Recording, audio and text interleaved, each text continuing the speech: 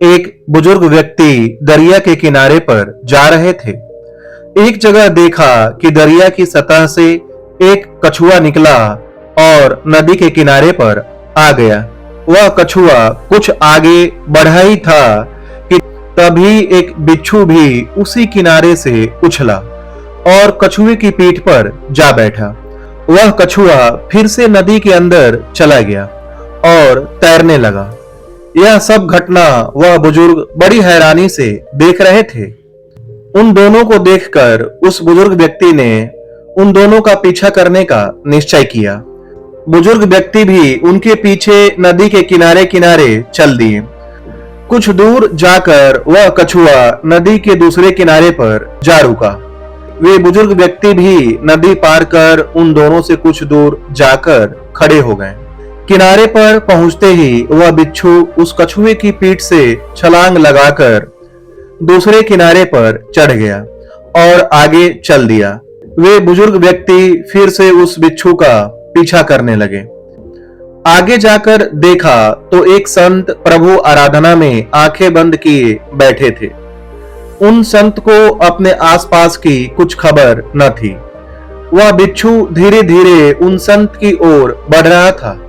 उस बिच्छू को उन बुजुर्ग ने उन संत की तरफ जाते देखा तो सोचा कि अगर यह उनको काटना चाहेगा तो मैं जल्दी से अपनी लाठी से इसे मार के संत को बचा लूंगा। किंतु ज्यों ही वह कुछ आगे बढ़े, उन्होंने देखा कि दूसरी ओर से एक बहुत बड़ा एक जहरीला सांप तेजी से उन संत की ओर बढ़ा आ रहा है। जब तक वह सांप उनके पास पहुंचा तब तक वह बिच्छू भी वहां पहुंच गया। ज्यों ही उस सांप ने उन संत को डसना चाहा, त्यों ही वह बिच्छू उस सांप के पास जाकर उसको अपना डंक मार दिया। बिच्छू के जहर से वह सांप कुछ ही क्षण में अचेत हो गया। डंक मारने के बाद ही वह बिच्छू वहां से आगे की ओर बढ़ गया। कुछ समय बाद जब उन संत का ध्यान टूटा और उन्होंने आंखें खोली, तब उन बुजुर्ग ने उन्हें सारा हाल बताया कि कैसे वो कछुआ उस बिच्छू को अपनी पीठ पर बिठाकर नदी के उस पार से इस पार लाया। फिर कैसे उस बिच्छू ने एक सांप से उनकी रक्षा की। उन संत ने उस अचेत पड़े उस सांप को देखा।